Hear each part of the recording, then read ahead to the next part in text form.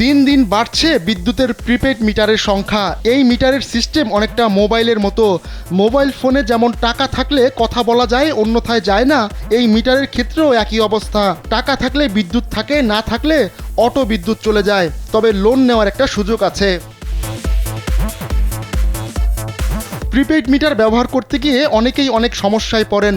বিশেষ করে মিটারে টাকা ঢুকালে যখন দ্রুত টাকা কেটে নেয় তখন অনেকে হতাশ কিংবা বিরক্ত হন।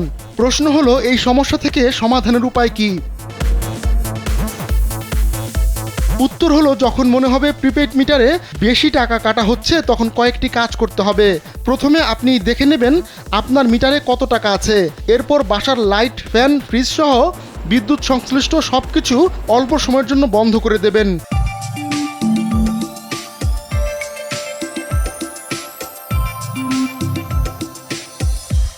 কিছুক্ষণ পর অর্থাৎ আধা ঘন্টা অপেক্ষা করে দেখবেন মিটারের টাকা আগের মতোই আছে নাকি টাকা কেটে নিয়েছে।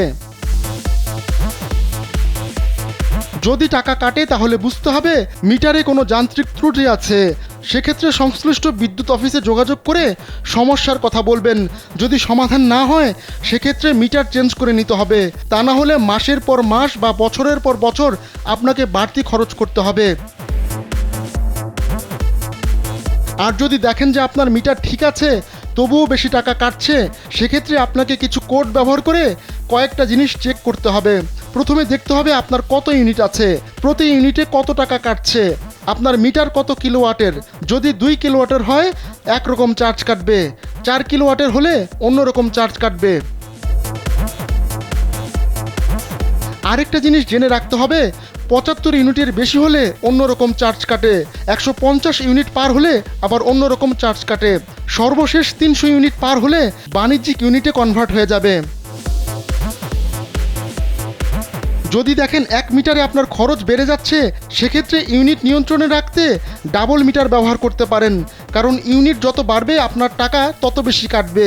সেক্ষেত্রে 75 ইউনিট পর্যন্ত 4 টাকা কাটলে 300 ইউনিট পার হলে প্রতি ইউনিটে 12 টাকাও কাটতে পারে। এতে প্রথম 10 দিন যদি আপনার 500 টাকা খরচ হয়, পরের 5 দিনেই 500 টাকা খরচ হয়ে যাবে। এবার চলুন মিটার চেক করার কিছু পদ্ধতি এবং টাকা রিচার্জের বাস্তব কিছু উদাহরণ দেখে আসা যাক।